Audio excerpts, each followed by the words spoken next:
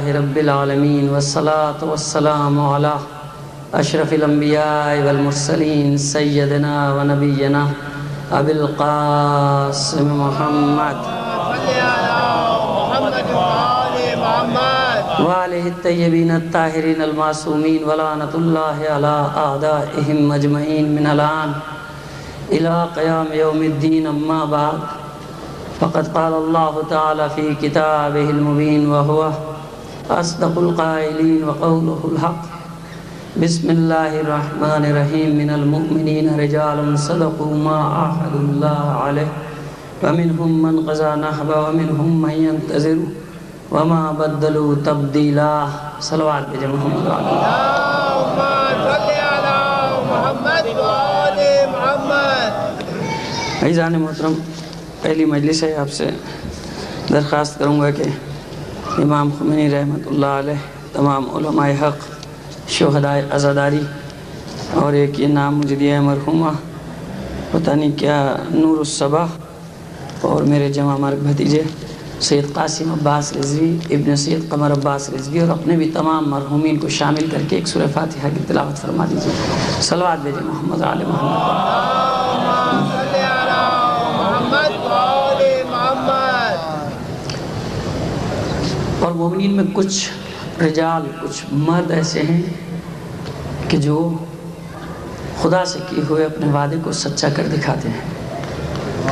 ان میں سے کچھ اپنی منزل کو پا چکے، کچھ اپنی باری کا انتظار کر رہے ہیں، اور یہی سنت الہی ہے کہ جس میں کسی قسم کی کوئی تبدیلی واقع نہیں ہوتی. عزیزان محترم، موضوع آپ سب کے سامنے مشخص ہے. جناب امیر مختار کو مجھے آپ سے گفتگو کرنی ہے انشاءاللہ 9 دن تک بشرط قید حیات.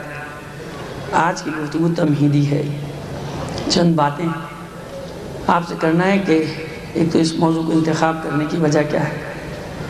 معمولاً ایسا ہوتا ہے کہ جناب مختار کے ذکر کو آخری ایام ربیع الاول تک محدود کر دیا جاتا ہے کہ، اور اس میں بھی زیادہ تر اصطلاح ہمارے یہاں مختار نامہ وہ پڑھا جاتا ہے.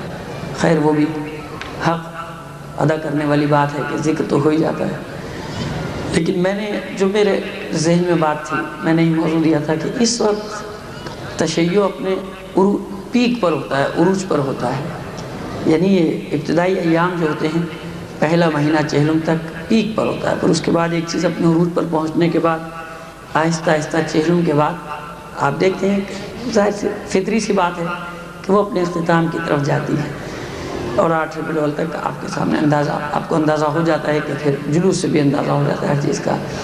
تو اس وقت وہ اہمیت جو ہونی چاہیے ان واقعات کی، میری نظر میں ناقص رائے میں حق نہیں ادا ہو پاتا. جناب امیر مختار کا تاریخ کا وہ کردار کہ آپ ایک اس کو واقعاتی اس میں نہ دیکھیں کہ ایک واقعہ ہوا، ایک شخص، کیونکہ دعا تھی مولا کائنات کی، رسول کی دعا تھی، اہل بیت کی دعا تھی. صلوات بھیجیں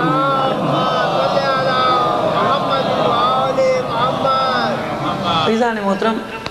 بلکہ ہمیں اس کو اس نظر سے دیکھنا ہے، کوفے میں جانا پڑے گا، ہمیں اس دور کے افراد میں جانا پڑے گا، ماحول میں جانا پڑے گا، دیکھنا پڑے گا لوگوں کو. ایسا نہیں ہے کہ کوفی کوئی عجیب و غریب قوم تھی جو آج مشہور ہو گئی کہ یہ کوفی ہے، یہ کوفیوں نے دغا کر دی، کوفیوں نے بے وفائی کر دی. ایسا نہیں ہے، بلکہ اس ماحول میں جا کے ہم دیکھیں گے کہ کتنے قسم کے کردار تھے. اور جیسے قرآن انبیاء کے واقعات کو پیش کر رہا ہے نا، صرف کہانی قصوں کے لیے تو نہیں پیش کر رہا ہے، بلکہ اس لیے پیش کر رہا ہے کہ فَاعْتَبِرُوا يَا أُولِي الْأَبْصَارِ، اے بصیرت رکھنے والوں ان سے عبرت حاصل کرو. یعنی ہر قوم میں، گزشتہ قوموں میں یہ ہوا، ایسے کردار تھے، ایسے لوگ تھے، ایسے افراد تھے، یہ تمہارے لیے بھی ہو سکتا ہے. ان واقعات کو پیش کیا کہ ان واقعات کو سامنے رکھو، ماضی کو سامنے رکھو، اور اپنے لیے مستقبل کی راہ تلاش کرو. اپنا کردار معین کرو کہ تم کس جگہ کھڑے ہو، تم کس خانے میں فٹ ہوتے ہو، تم کہاں پر ہو. یہ تاریخ ہے. وما بدلوا تبدیلا، اس میں کوئی تبدیلی نہیں آتی، ہر دور میں ایسے ہی ہے. کچھ لوگ امیر مختار ہیں یا اس کے راہ پر چلنے والے ہیں، کچھ سلمان بن سعود خزائی کی راہ پر چلنے والے ہیں، کچھ اور قسم کے افراد ہیں کوفے میں، کچھ اور کردار ہیں کوفے میں. یہ تاریخ اس لیے ہم چاہ رہے ہیں کہ صرف واقعہ نہ بیان کرتے چلے جائیں آپ کے سامنے تاریخ، بلکہ کردار بھی آپ کے سامنے آتے چلے جائیں کہ کتنے قسم کے کردار تھے، کس کس نے کیا کردار انجام دیا، کون زبانی حد تک جمع خرچ کرتا رہا۔ دیکھیے ایک نظریہ جو ہمارے یہاں قائم ہے، میں شروع سے ہی وہیں سے بات لے کے چلنا چاہتا ہوں، وہ نظریہ یہ کہ جناب بس ہماری ذمہ داری یہ ہے کہ ہم نے مجلس کر لی، قصہ ختم، ہم نے ماتم کر لیا، اور کیا کر سکتے ہیں ہم، واہ اور آپ کیا کر سکتے ہیں، ہم اور کیا کر سکتے ہیں، ہمیں پیدا اس لیے کیا گیا ہے، ہم وہ قوم ہیں کہ ہم کو پیدا اس لیے کیا گیا، ہم نے مجلس کر لی، ماتم کی، کیوں آپ نے احسان کر دیا امام حسین پہ، جناب زہرا پہ احسان کر دیا آپ نے، دین پہ احسان کر دیا آپ نے، کربلا والوں پہ احسان کر دیا آپ نے، کیا کر دیا بھائی آپ نے، اس لیے پیدا ہو کردار معین کرنے والے۔ اگر ایسا تھا تو جناب دیکھیے میں بالکل ربط کے ساتھ میری گفتگو چلے گی، اگر ایسا تھا تو پھر جناب امیر مختار کو قیام کرنے کی ضرورت ہی کیا تھی، بھائی وہ بھی تو کربلا کے بعد ہی واقعہ ہوا نا، جب کربلا کا واقعہ ہو گیا، طے ہو گیا کہ اب جو ان کی یاد منائے گا، جو ان کا ذکر کرے گا وہ سیدھا جنت میں جائے گا، جو نہیں منائے گا اس کا قصہ پاک تمام ہو گیا، قصہ چھٹی ہو گئی اس کی۔ تو پھر جناب سلیمان بن سرد خزائی کی تحریک، پھر جناب امیر مختار کی تحریک، بھائی جب ایک بات طے ہو گئی اور پھر ان کا تو تکلیف بھی یعنی وظیفہ بھی معین نہیں تھا، کیونکہ جناب امیر مختار تو آپ جانتے ہیں کربلا کے واقعے کے وقت قید خانے میں تھے، زندان میں تھے، وہ تو آزاد بھی نہیں تھے کہ جناب وہ نعرہ لگاتے کہ میں توبہ کر رہا ہوں اور دوبارہ اپنا یعنی اس کو اصلاح کر رہا ہوں کہ جو میں نے ساتھ نہیں دیا تو اب میں قربانی دے رہا ہوں۔ تو یہ سوچنے کی بات ہے کہ جناب امیر مختار بھائی جب ایک موجود ہے سامنے کہ بھائی مجلس کر لیں گے، ذکر کر لیں گے، ختم ہوگی بات، 61 ہجری کے بعد اب اور کوئی سلسلہ تو ہے ہی نہیں، ہمیں اس لیے پیدا کیا گیا ہے نا۔ تو یہ باتیں سوچنے کی ہے کہ آخر امیر مختار قیام کر رہا ہے، کئی قسم کے لوگ ہیں، تو یہ آنسو بھی یاد رکھیے کہ 2 قسم کے ہیں، آنسو جو آنکھوں سے آپ کے جاری ہوتے ہیں یہ 2 قسم کے یاد رکھیے گا، اور دونوں آنسو محبت میں بہ رہے ہیں، دونوں آنسو غم حسین میں بہ رہے ہیں۔ ایک آنسو امیر مختار پیدا کر رہا ہے، امیر مختار نے بھی تو گریہ کیا، ابھی میں انشاءاللہ کل سے تفاصیل میں واقعات کی جاؤں گا تو آپ دیکھیں گے کہ جب لایا گیا ابن زیاد کے دربار میں اور امیر مختار کو صرف اس لیے لایا گیا کہ دیکھ لے کہ ہم نے کیا سلوک کیا اولاد رسول کے ساتھ، تو اس نے بھی گریہ کیا اور گریہ کرتا رہا، تڑپتا رہا، روتا رہا، لیکن ان آنسوؤں نے اس پر اثر کیا کیا، ان آنسوؤں نے یہ اثر دکھایا کہ امیر مختار نہ صرف خود بلکہ ہزاروں مومنین کی جماعت تشکیل دینے میں کامیاب ہو گیا کہ جو سفیانیت پر ضرب کاری لگاتی ہے، سفیانیت پر ایسی ضرب کاری لگاتی ہے کہ قیامت تک کے لیے۔ میں ایک جگہ پڑھ رہا تھا، بہت مشہور کردار ہے امام غزالی کا، اور یہ اشعری فکر سے تعلق رکھتے ہیں، یہ کہتے ہیں کہ جناب ٹھیک ہے یہ ہوا وہ ہوا، واقعہ ہوا کربلا کا، لیکن برا بھلا نہیں کہنا چاہیے یزید کو، کیوں؟ بھئی اللہ کی مرضی، پتہ نہیں اس کو معاف کر دے تو ہم کیا کر لیں گے، خدا کا بندہ لکھا ہے، تحریر ہے، ان کی نظریہ یہ ہے ان کا اس بارے میں کہ اس کو لعنت ملامت نہ کرو یزید کو، کیوں کہ بھئی پتہ نہیں خدا اس کو معاف کر دے، لیکن جب مختار کی باری آتی ہے تو مختار کو خوب برا بھلا کہنا شروع کر دیا۔ تو یہ ایک فکر کی بات بتا رہا ہوں کہ اتنی ایسی ضرب کاری لگائی تھی کہ صدیوں تک یہ بلبلاتے رہے تھے اس بات پر، کیونکہ امیر مختار نے ایک ہی نعرہ لگایا تھا، وہ نعرہ یہ تھا کہ جہاں تک امکان ہے ظاہری طور پر جو قتل حسین میں شریک تھا میں اس سے انتقام لوں گا، اگرچہ کہ یہ انتقام نہیں ہے، یاد رکھیے گا یہ پورا انتقام تو نہیں خون حسین کا، چند ہزار ان قاتلان حسین کو قتل کر دینا، اور اس کا اعتراف سب نے کیا اور ائمہ نے بھی اس بات کی تاکید کی، لیکن ظاہری طور پر مختار جو کر سکتا تھا سکون کا باعث ہوا۔ اہل بیت علیہ السلام کی 7 واقع کربلا کے 7 سال کے بعد یا 7.5 سال کے بعد 67 ہجری 9 ربیع الاول میں اس نے شہدانیوں کے اس غم کو، ظاہر ان کا غم تو ساری زندگی رہا، اس بات کا سامان فراہم کیا کہ ان کے گھروں میں چولہے جل جائیں، وہ اپنے سروں میں تیل ڈال لیں، یہ ظاہری طور پہ۔ تو یہ امیر مختار کہ جس نے سکون عطا کیا، امیر مختار کہ جس نے جناب سید سجاد علیہ السلام کو خوشی فراہم کی۔ اس میں بہت سارے پیچیدہ مسائل ہیں، اور کچھ ہمارے محققین اور علماء جو ہیں وہ بھی اس میں بعض اوقات گڑبڑ کر جاتے ہیں معاملے میں کہ صاحب امام کی تائید نہیں تھی، امام کی تائید نہیں تھی، امام کی تائید نہیں تھی۔ دیکھیے ایسا مسئلہ نہیں ہے، جس زمانے میں امیر مختار قیام کر رہا ہے، میں نے عرض کیا کہ ہمیں اس ماحول میں بھی جانا پڑے گا، ہمیں دیکھنا پڑے گا کہ کون سا زمانہ ہے اور امام نے تائید کے لیے کون سا راستہ اختیار کیا. اور یہیں پر اب دیکھیے جناب سید الشہداء کی حکمت عملی، میں بار بار ان جملوں کی تکرار کرتا ہوں، آپ کے ذہنوں میں یہ محفوظ ہو جائیں. عمدن یہ بات کہتا ہوں کہ یزید نے محاصرہ نہیں کیا تھا کربلا میں، عمر سعد نے نہیں گھیرا تھا، حسین نے گھیرا تھا یزیدیت کو. اور حکمت عملی دیکھیے آپ جناب سید الشہداء کی. صلوات بھیجیں محمد علی محمد پر. جب آپ ایک ایک کر کے ایک ایک واقعے کا الگ الگ تجزیہ کرتے جائیں گے، دیکھیے آپ کے ذہن کی کھڑکیاں ایک دم کھلتی چلی جائیں گی.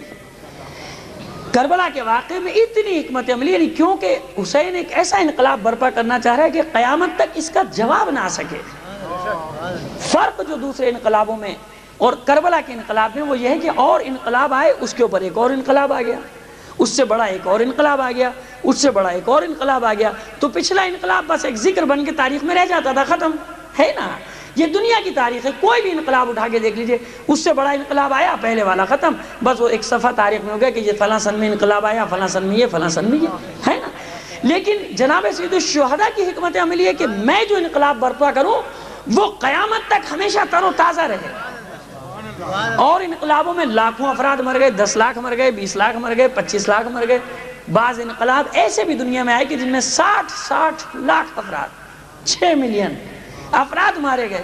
لیکن اب جتنا بڑا انقلاب لانا ہے اتنی بڑی حکمت عملی بھی طے کرنا ہوتی ہے نا. اب امام چاہتے کہ میرا انقلاب قیامت تک ایک دم تر و تازہ رہے، جب ہو بالکل تازہ، جب ہو تازہ، جب محرم آئے، جب ذکر ہو، وہی ضرب سفیانیت پہ لگے جو میں لگا رہا ہوں کربلا میں. اور آپ دیکھ رہے ہیں کہ وہی ضرب لگتی ہے نا.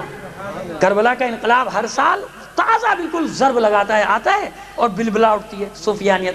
تو حکمت عملی بھی ویسی جناب سید الشہداء نے تیار کی تھی. آج میری تمہیدی مجلس ہے نا، مقدمہ پیش کر رہا ہوں آپ کے سامنے. میرا اصول یہی ہے کہ جو اشرا پڑھو پہلی مجلس میں، وہ کتاب میں مقدمہ ہوتا ہے نا جس میں خلاصہ ہوتا ہے پوری کتاب کا، کہ لوگ وہ مقدمے سے سمجھ جائیں اپنے مطلب کی ہے یا نہیں ہے کتاب، تو پھر رکھ دیتے ہیں بھئی اپنے مطلب کی نہیں ہے. تو یہ مقدمہ ہے.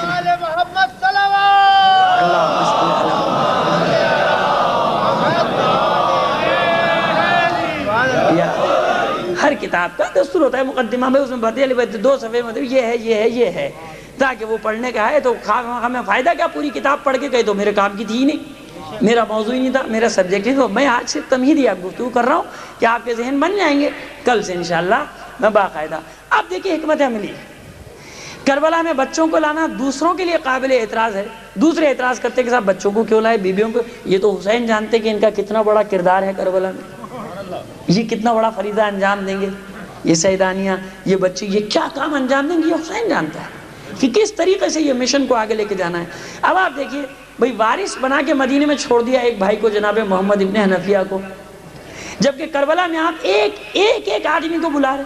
حبیب ابن مظاہر اکیلے ہیں لیکن بلایا ان کو، خط لکھ کے آؤ میری نصرت کرو. اپنے بھائی کو مدینے میں چھوڑ دیا. اب اس کی حکمت تلاش کرنی چاہیے نا، کیوں چھوڑ دیا جناب محمد حنفیہ کو؟ سب کو لے کے جا رہے ہیں ساتھ، خط بھی لکھ رہے ہیں 3-4، تم آ جاؤ. تو جناب حر کا انتظار ہو رہا ہے، اور جو اپنا بھائی ہے اور اتنا طاقتور بھائی کہ آخری عمر میں جو راشا تھا جناب محمد حنفی کے ہاتھ میں، اس کے بارے میں بتایا جاتا ہے کہ صفین کے میدان میں کچھ کتابوں میں لکھا ہے یہ واقعہ کہ زرہ جو تھی گرمی کی وجہ سے شہزادے امام مجتبیٰ علیہ السلام کے بدن پہ تنگ ہو گئی تھی. صلوات محمد. سرکار آپ اس انداز میں صلوات بھیجیں گے تو نہ بھیجیے پھر.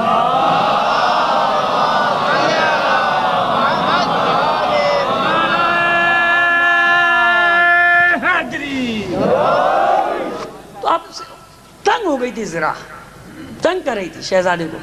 تو جناب محمد حنفیہ نے ہاتھ ڈال کے اس کو چیر دیا تھا. اتنی قوت تھی جناب محمد حنفیہ، اس فولادی زرہ کو ایسے ہاتھوں سے چیر دیا تھا، بند نہیں کھلتے تھے، اس کو چیر دیا تھا. اتنی طاقت تھی، اتنا طاقتور شہزادہ کہ جس نے ہر جنگ میں، اور یہ بھی تاریخ گواہ ہے کہ یہ وہ شہزادہ ہے جناب محمد ابن حنفیہ کہ جنہیں ہر جنگ میں سب سے زیادہ حملے کرنے کے لیے بھیجتے تھے. جمل میں، صفین میں، نہروان میں. آپ واقعات بھی سنتے رہتے ہیں کہ ایک دفعہ شہزادے نے اعتراض بھی کیا کہ آپ مجھے تو اتنا بھیجتے ہیں، ان دونوں کو نہیں بھیجتے. تو پھر آپ نے سینے پہ ہاتھ مار کے کہا تھا کہ تیری ماں کا اثر ہے. تو جانتا ہے کہ وہ رسول کی اولاد ہے، میں ڈرتا ہوں کہ ان کو کوئی نقصان نہ پہنچے، وہ رسول کی اولاد ہے۔ تو یہ طاقت کا عالم تھا، یہ شجاعت کا عالم تھا جناب محمد حنفیہ، ان کو وارث بنا کے چھوڑا۔ آپ کہیں گے موضوع آپ کا تاریخ امیر مختار جناب محمد حنفیہ کو کہاں لیا؟ عزیز، تو یہ حکمت عملی ہے۔ جانتے ہیں آپ کے واقعہ کربلا کے بعد امام اس پوزیشن میں نہیں ہوگا کہ ظاہری طور پہ اجازت دے سکے، جناب سید سجاد اجازت دے سکیں، اور جناب سید سجاد نے اپنے چچا جناب محمد حنفیہ کو اپنے امور کا نائب بنایا ہے۔ اب اس ایک کردار کو حسین نے محفوظ کر دیا ہے، جناب محمد حنفیہ کو جو مکے میں قیام پذیر ہیں اور بظاہر بالکل الگ تھلگ، کسی سے کوئی تعلق نہیں واقع کربلا کے بعد، الگ تھلگ، لیکن آپ جانتے ہیں کہ جناب مختار کے قیام میں سب سے بڑا جو کردار ادا کیا وہ علی کے اسی لال محمد حنفیہ نے۔ صلوات بھیج دیجئے محمد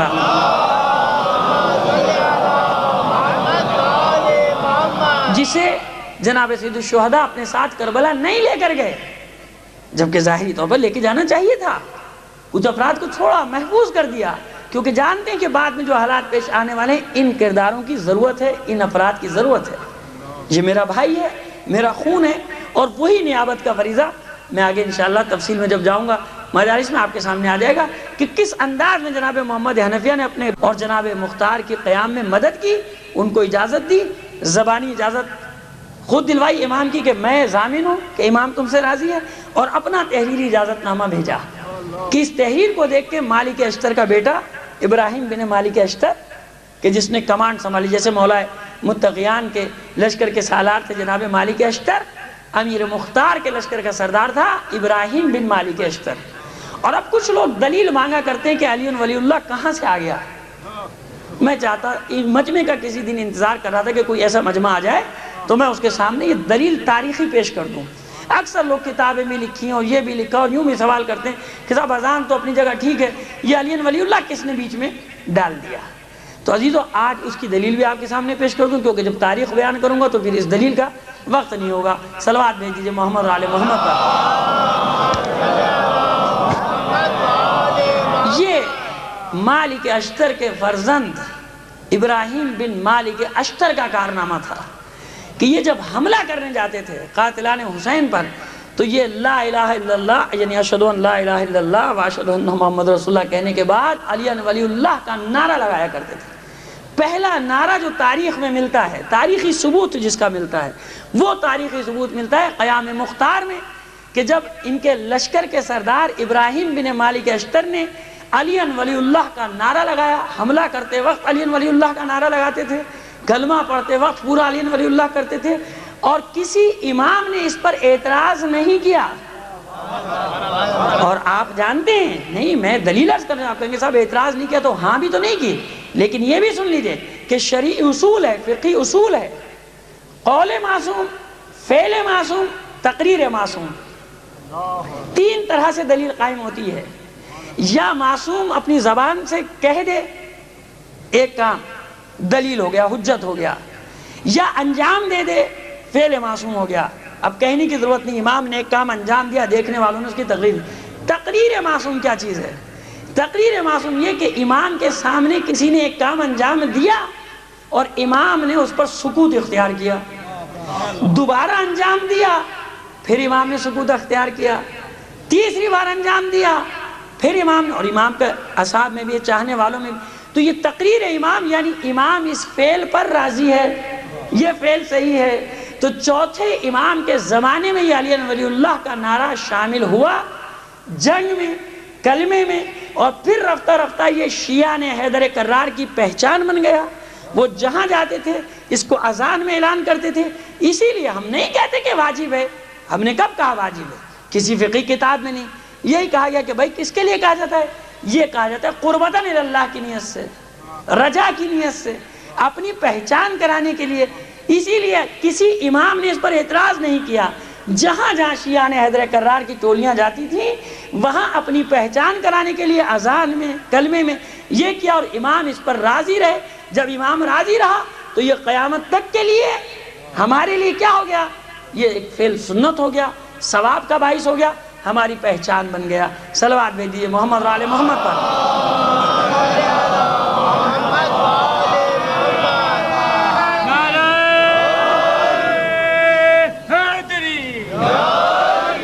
عزیزان محترم یہ جواب بھی میں انتظار کر رہا تھا، کیونکہ بہت سارے لوگ سوال کرتے ہیں، اب جب اتنے مجمع میں دے دیا تو اب کی بات سمجھ میں آ گئی کہ پہلی بار جو یہ نعرہ لگانے والا شخص تھا وہ تھا ابراہیم بن مالک اشتر، کہ جب حملہ کرتا تھا قاتلان حسین پر تو علی ولی اللہ، یعنی اعلان کر کے کہ ہم اس کے ولایت کے ماننے والے، اس کے پیروکار، اس کے شیعہ، اس کے چاہنے والے، اس کے محبت کرنے والے، اور امام اس پر سب امام راضی رہے۔ جب سب امام راضی رہے تو بس اس کا مطلب یہ کہ کسی امام نے اسے منع نہیں کیا۔ ایک بار اور صلوات بھیج دیجئے محمد علیہ محمد۔ پہلی مجلس تھی اور تاخیر سے شروع بھی، اگرچہ کہ میں 9:30 بجے آ گیا تھا۔ کل سے کوشش یہ ہوگی کہ میں ٹھیک 9:30 بجے بیٹھ جاؤں، 9 بجے مجلس شروع ہو جائے، لیکن ایک دن 10 منٹ لیٹ ہونے کا مطلب یہ نہیں کہ آپ سوچیں چلو کل بھی 10 منٹ لیٹ ہوگی، پھر اس کا مطلب کل 20 منٹ لیٹ ہوگی۔ اگر آپ جلدی آ جائیں گے انشاءاللہ اپنے وقت پہ مجلس شروع ہوگی، اسی لیے میں چاہتا ہوں کہ اپنے وقت پہ مجلس کو ختم کر دیا جائے۔ صرف ایک بات کہ ایران اور عراق کی فتح کا بڑا چرچا کیا جاتا ہے، یہ وہ اشارے ہیں جو میں دینا چاہتا ہوں آپ کی خدمت میں۔ ایران اور عراق فتح کیا فلاں زمانے میں، فلاں زمانے میں، فلاں زمانے میں۔ 13-14 ہجری کا زمانہ ہے کہ جب ایران اور عراق فتح کیے گئے۔ 12 ہجری میں کچھ علاقے، 13 ہجری میں کچھ علاقے اور 14 ہجری میں پورا۔ آپ جانتے ہیں کہ اس کی فتوحات میں کس کا ہاتھ ہے؟ اس لشکر کا پہلا سالار کون ہے کہ جب کوئی راضی نہیں ہوتا تھا وہاں جانے پہ، جب پوران دخت جو وقتی طور پہ ایران کا یعنی فارس کی حکومت جو کہلاتی تھی، فارس کا سربراہ جب بنا تھا اس وقت تک کے لیے کہ جب تک وہ اصل بادشاہ بڑا نہ ہو جائے، پوران دخت جب بنا تھا یا پوران دخت، اب مجھے لفظ نہیں صحیح ہے، کوئی پکڑے نہیں، کسی کو صحیح معلوم ہو تو پوران دخت جو بھی ہے، بہرحال پوران دخت زیادہ کہا جاتا ہے۔ صلوات بھیجیں محمد علیہ محمد پر۔ اور دخت بھی بعض اوقات صحیح ہے کیونکہ وہ نسل کے معنوں میں آ جاتا ہے دختر سے، تو لہذا دخت بھی، لیکن عام استعمال میں پوران دخت۔ اس نے جب یہ دیکھا تھا کہ یہ مسلمان آہستہ آہستہ ایک ایک ٹکڑا ٹکڑا کر کے علاقوں کو لیتے جا رہے ہیں، تو پھر اس نے رستم کو جو سب سے بڑا اس زمانے کا جس کا ایک افسانوی کردار بھی ہے، اس سے سارا سونپ دیا تھا انتظام، کہ بہت بڑا پہلوان تھا، شجاع تھا، اس کو سارا انتظام سونپ دیا تھا۔ اور یہاں پر اعلان کر رہے تھے حاکم وقت صاحب کہ بھئی حملہ کرنا ہے، قبضہ کرنا ہے، مسلمان وہاں پٹ رہے ہیں جو تھوڑے تھوڑے علاقوں میں، کوئی تیار نہیں ہوتا تھا۔ تو جو پہلا شخص ایران اور عراق کے سرحدی علاقوں پر حملہ کرنے کے لیے جس نے اعلان کیا تھا کہ میں اس کام کے لیے ہوں، مجھے لشکر دو میں جاؤں گا، وہ امیر مختار کے والد جناب ابو عبیدہ ثقفی تھے۔ پہلا شخص جس نے حملہ کیا، اور وہیں محاذ پہ ہی شہید ہوئے ہاتھی کے، کیونکہ پہلی بار ہاتھیوں کا مقابلہ ہوا ایک محاذ پہ، کبھی مسلمانوں کا ہاتھیوں سے سامنا نہیں ہوا تھا۔ تو بھگدڑ جب مچی ہے تو یہ اپنے گھوڑے سے اترے اور انہوں نے کئی ہاتھیوں کے پیر اپنی تلوار سے کاٹے، اور پھر آخر ایک ہاتھی کے پیر کے نیچے آئے، کچلے گئے، شہید ہوئے۔ اور امیر مختار 13 سال کا اس جنگ میں موجود ہے، 13 سال، یہ اتنا بہادر بچہ تھا، اور ان کے چچا سعد بھی وہاں پر۔ تو ایران عراق کی فتوحات میں اس خاندان، کیونکہ یہ سالار تھے پہلے، یہ پہلا سالار تھا ابو عبیدہ، کہ جس نے ابو عبیدہ ثقفی جس نے ایران عراق کی فتوحات میں حصہ لیا۔ اس کے بعد ان کے بھائی سعد، ابو عبیدہ کے بھائی سعد ثقفی، یہ اس لشکر کے سردار بنے، اور امیر مختار پوری جنگ میں حصہ لیتے رہے۔ اور تاریخی ثبوت اس بات کا یہ ہے کہ جب یہ فتح ہو گیا تھا ایران عراق، تو انعام کے طور پہ خود ثانی نے ابو عبیدہ، کیونکہ شہید ہو چکے تھے، ان کے بھائی جو سالار تھے لشکر کے ساتھ، ان کو مدائن کی گورنری دی تھی کہ آپ مدائن کے گورنر ہیں ان فتوحات کے انعام کے سلسلے میں۔ تو جو اتنا چرچا کیا جاتا ہے تو یہ کسی اور کی فتوحات نہیں ہے، یہ انہی علی کے غلاموں کی فتوحات کا سلسلہ تھا۔ صلوات بھیج دیجئے محمد علیہ محمد پر۔ ہر تاریخ میں ایک حوالہ اس لیے نہیں دینا چاہ رہا کہ نام تو میں نے بتا دیے نا، اب وہ مورخ نے تو لکھ دیا، مورخ نے یہ نہیں کہا کہ یہ کون ہے، اس کا اس سے کیا رشتہ ہے، اس کا اس سے کیا رشتہ، نام میں نے بتا دیا۔ اب چاہے آپ ابن خلدون اٹھا کے پڑھیں گے تو یہی ہے، تبری پڑھیں گے تو یہی ہے، ابو الفدا پڑھیں گے تو یہی ملے گا آپ کو۔ ہم اپنی تاریخ کا تو خیر ذکر ہی نہیں کرتے، ان میں بھی آپ کو یہی ملے گا۔ انعام کے طور پہ مدائن کی گورنری دی گئی، اور 13 سال کا امیر مختار کے ضد کر کے اس جنگ میں اس نے حصہ لیا ہے۔ 1 ہجری میں ولادت ہوئی ہے ان کی، 1 ہجری میں ولادت ہوئی، اور بعض نے لکھا، مورخین نے مسخ کرنے کے لیے واقعات، کیونکہ 9 ہجری میں ولادت ہوئی، نہ انہوں نے رسول کو دیکھا نہ کسی کو دیکھا۔ اچھا، اور پھر وہی مورخ بدبخت کہیں بھولے سے یہ بھی لکھ جاتا ہے کہ 13 ہجری میں جنگ میں بھی شریک تھے۔ تو بھئی یہ 4 سال کا بچہ کہاں پہنچ گیا وہاں جنگ کرنے کے لیے؟ جنگ میں بھی ذکر کریں گے پھر کہیں گے کہ بعض جگہ مسخ کرنے کے لیے، مشکوک کرنے کے لیے ہے کہ 9 ہجری میں ولادت ہوئی، تو بھائی جب 9 ہجری میں ولادت ہوئی تو 13-14 ہجری میں میدان جنگ میں کہاں سے پہنچ گیا بچہ؟ تو عقل کہتی ہے کہ ہاں 1 ہجری والی روایت جو ہماری طرف سے نقل کی گئی وہ بالکل درست، اس لیے کہ ہاں یہ قرین قیاس ہے کہ 13 سال کا بچہ اپنی تربیت کی بنا پر، اپنے باپ دادا کی شجاعت کی بنا پر میدان جنگ میں جانے کے قابل ہو سکتا ہے۔ بنی حوازن کی ایک شاخ ہے ثقیف، ثقیف ان کے جد کا نام ہے، جو بہت ہی دلیر تھے، اور عربوں میں یہ دستور تھا کہ جس قبیلے میں جو شجاع بہت زیادہ کوئی بھی نمایاں کارنامہ کرتا تھا، پھر آنے والی اولاد اسی کے نام سے چلتی تھی۔ مثلا قریش، پھر اس کے بعد ان کی ڈیوائیڈ ہوتی چلی گئی، تقسیم بندی ہوتی چلی گئی، بنی فلاں بنی فلاں بنی فلاں، بنی ہاشم، بنی امیہ، پھر اس میں بنی عبد المطلب، پھر بنی عباس، جو بھی ایک معروف نام تھا۔ اسی طرح بنی حوازن میں جو ایک شخص گزرا ثقیف، جو بہت زیادہ دلیر تھا، تو وہ ان کے بعد ان کے اولاد کہلائی ثقفی۔ تو یہ ابو عبیدہ ثقفی ان کے والد جو وہاں شہید ہوئے، ان کا یہ بیٹا امیر مختار۔ اس کے بارے میں ایک روایت آپ کی زحمت تمام کے رسول کی دعا تھی اس بچے کو کہ ابو عبیدہ تیرا بیٹا میری اولاد کے قاتلوں سے انتقام لے گا۔ اور دوسری روایت بہت ساروں نے نقل کی، مولا متقیان علی ابن ابی طالب علیہ السلام مدینے سے گلی سے گزر رہے ہیں کسی، اور بہت سارے بچے کھیل رہے تھے، انہی میں مختار، زلفیں بڑی بڑی، 5-6 سال کا سن ہے، آپ آگے بڑے بے اختیار ہو کر اور مختار کو اپنے زانو پر بٹھا لیا اور اس کے بازوؤں کے بوسے لینا شروع کر دیے۔ کبھی سینے کا بوسہ لیتے ہیں، کبھی سر کا بوسہ لیتے ہیں، کبھی بازو کا بوسہ لیتے ہیں، کبھی ہاتھوں کا بوسہ لیتے ہیں۔ حیران ہیں، حذیفہ یمانی ساتھ ہیں، یہ جناب سلمان فارسی ساتھ ہیں، حیران ہوتے ہیں کہ یہ ابن ابی طالب، یہ کیا آپ اس بچے کو کیوں ایسی خاص بات؟ تو آنکھوں میں اشک ہیں مولا کے، اور کہتے ہیں کہ اے مختار، وہ دن کب آئے گا، وہ دن کب آئے گا جب تو ہمارے بچوں کے قاتلوں سے انتقام لے گا اپنے ہاتھوں سے؟ میں دیکھ رہا ہوں اپنی آنکھوں سے کہ تو حسین کے قاتلوں سے انتقام لے رہا ہے اور ہاتھوں کو بوسہ دے۔ پھر جو ساتھ تھے ان کو بتایا کہ یہ وہ بچہ ہے کہ جو حسین کے قاتلوں کو چن چن کر ڈھونڈ کر جس نے جو ظلم کیا ہوگا اس کو اسی طرح کیفر کردار تک پہنچائے گا۔ عزاداران حسین، بس میں نے آج کی تمہیدی مجلس مقدمہ ختم کر دیا، لیکن یہ بھی کوشش کروں گا کہ روزانہ مصائب میں بھی مختار کا تھوڑا سا تذکرہ ہمارے ساتھ رہے۔ اور میں نے بھی آپ سے ایک جملہ کہا کہ جس نے جس طرح ظلم کیا ہوگا مختار اس کو اسی انداز میں کیفر کردار تک پہنچائے گا۔ بس میرا دل چاہتا ہے، ابھی تازہ ہے ہمارا درد، ابھی پرسوں آپ نے شام غریمہ گزاری، عاشورہ گزارا، میں نہیں چاہتا کہ وہ ٹیمپو مصائب کا ٹوٹ جائے، اگرچہ میں کوفے کے مصائب بھی پڑھوں گا، شام کے مصائب بھی پڑھوں گا، لیکن میرا دل چاہتا ہے کہ پہلا دن آج کی یہ مجلس مصائب بھی میں مختار کے نام کرتا ہوں، اور میں نے مصائب کے لیے انتخاب کیا ہے۔ بہت سوچا، بس مجھے ایک ہی کردار ایسا نظر آیا، ایک ملعون کا، کہ جس نے جب اپنا ظلم بیان کیا ہے تو مختار 3 بار اپنے تخت سے گرا تھا غش کھا کے۔ آپ سمجھ گئے کہ وہ کون ملعون ہے، اور وہ ملعون ہے ہرملہ، وہ ملعون ہے ہرملہ۔ عزادارو، منہال کی روایت ہے، کئی جگہ یہ روایت ملتی ہے مصائب کی، کہ جب مختار نے قیام کیا تھا اور منہال یہ خبر لے کے امام کی خدمت میں پہنچا تھا مدینے، اور امام کی خدمت میں عرض کیا تھا کہ مولا، مختار نے قیام شروع کر دیا اور چن کے قاتلان حسین کو اپنے انجام تک پہنچا رہا ہے۔ تو بے ساختہ امام کے منہ سے نکلا تھا کہ یہ بتا ہرملہ اپنے انجام کو پہنچا یا نہیں؟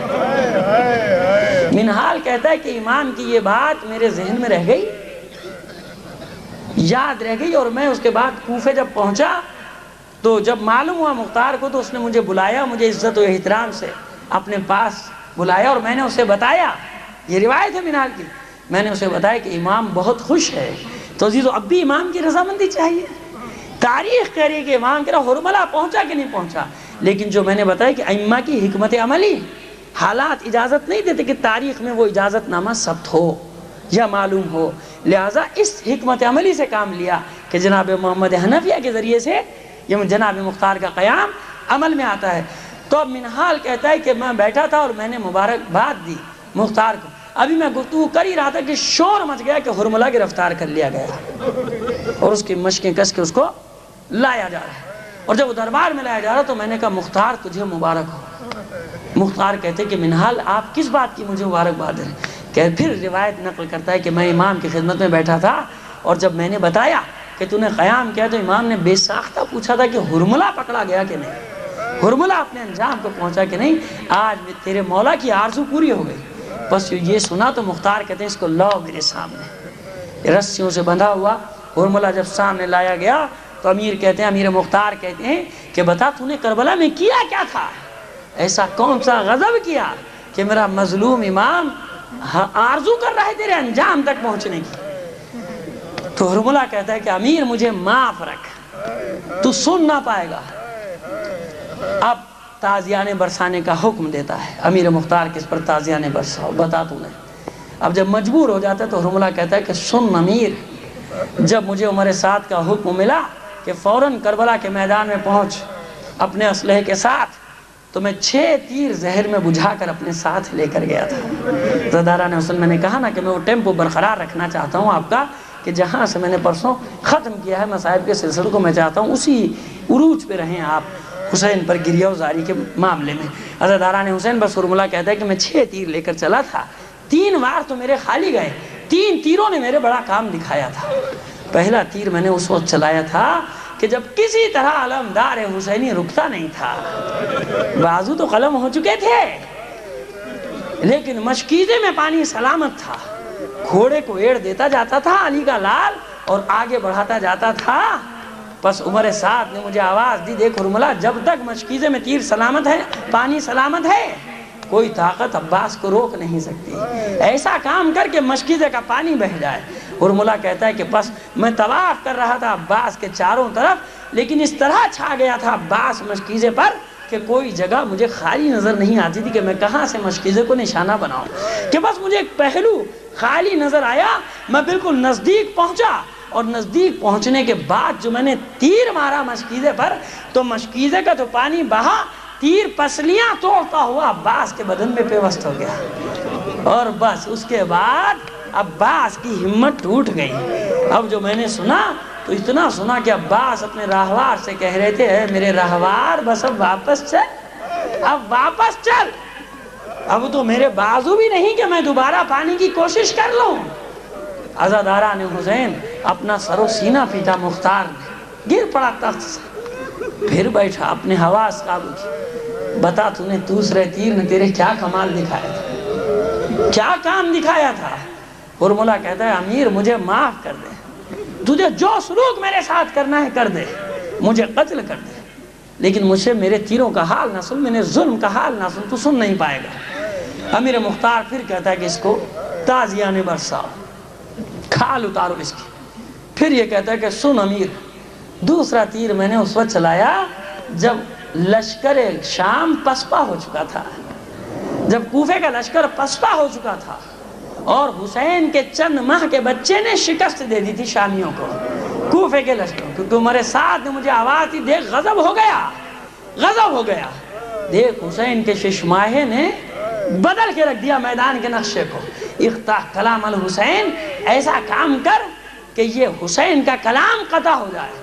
ہرملہ کہتا ہے کہ بس میں نے 3 منہ کا تیر سے شعبہ زہر میں بجھا ہوا تیر اپنی کمان میں جوڑا اور گردن علی اصغر کا نشانہ لیا. عزاداران حسین 2 جملے آپ کی خدمت میں عرض کر دوں، اتنا آسان نہیں علی اصغر کی گردن پہ تیر کا لگ جانا. تاریخ کی بات کر رہا ہوں، تاریخ میں اتنا آسان واقعہ نہیں ہے. یہ میرے بہت ہی قریبی عزیز نے اپنا واقعہ مجھے سنایا تھا کہ جب ایک سفر کر رہے تھے ٹرین میں اور ایک ہندو سے ایک بہت بڑا ان کا تھا جس کو آپ کہہ لیے پنڈت، اس سے بحث ہو رہی تھی اور واقعی کربلا اس نے کہا کون سی ایسی بات ہوئی. اب کچھ سمجھ میں نہیں آیا جب ان کی، تو انہی نے جناب علی اصغر کی شہادت کا حال بیان کرنا شروع کیا اور وہ کہتے ہیں کہ جب میں یہاں تک پہنچا کہ اس نے تیر سے شعبہ کمان میں جوڑا اور 6 مہینے کے بچے کی گردن کی طرف پھینکا تو پنڈت گھبرا کے کہتا ہے کہ بس اب اس سے آگے بیان نہ کرنا، اب اس سے آگے مت بیان کرنا کہ کیا ہوا. تو عزاداران حسین یہ تیر کا حال جب ہرملہ نے سنایا تو بس غش کھا کر گر پڑا امیر مختار دس. او ملعون، تجھے چند ماہ کے بچے پر رحم نہ آیا حسین کے، تمہاری اس سے تو جنگ نہ تھی، تم اس سے تو بیعت نہیں چاہتے تھے. تیسرے تیر کا ہاتھ سنا، بس آخری 2-3 جملے آپ کی زحمت تمام عزاداران حسین۔ حرملہ کہتا ہے کہ بس تیسرے تیر کے لیے مجھے چھوڑ دے۔ پھر کہا کہ اس پر تازیہ نے برساؤ۔ کھال اتارا بھی، کچھ کھال جسم سے اتری تھی کہ چلا کر کہتا ہے کہ سن امیر، تیسرا تیر میں نے اس وقت چلایا جب زہرا کا لال اپنی سواری پر ڈگمگا رہا تھا۔ سینکڑوں تیر اس کے بدن میں پیوست تھے، کوئی برچھی مارتا تھا، کوئی تلوار مارتا تھا۔ عمر سعد نے ایک بار پھر مجھے طلب کیا، حرملہ ایسا تیر چلا کہ حسین اپنی سواری سے نیچے گر پڑے، ایسا وار کر۔ بس میں نے تیر کمان میں جوڑا اور جب سامنے کی طرف آیا تو مجھے کوئی جگہ ہی نہیں ملتی تھی، سارا بدن تیروں سے چھلنی تھا۔ بس ایک سجدے کی جگہ پیشانی مجھے خالی نظر آئی۔ اب جو میں نے سامنے سے آ کر حسین کی پیشانی پر تیر لگایا تو اب علی کے لال سے ٹھہرا نہ گیا ذوالجناح پر، بس علی کا لال گھوڑے سے نیچے آیا۔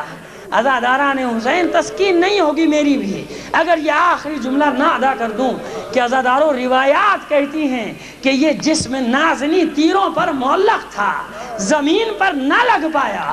زمین پر اس لیے نہ لگ پایا کہ تیروں پر معلق تھا۔ ارے میں کہتا ہوں کہ نہیں، زمین پر نہ لگنے کی ایک وجہ اور بھی تو ہو سکتی ہے۔ ذرا اپنے دل کی آنکھوں کو کھول کر دیکھو، جب حسین ذوالجناح سے نیچے گر رہا ہے تو کوئی بی بی گود پھیلائے بیٹھی ہے۔ میرے لالا، تجھے آج ہی کے دن کے لیے چکیاں پیس پیس کر پالا تھا۔ الا لعنت اللہ علی القوم الظالمین۔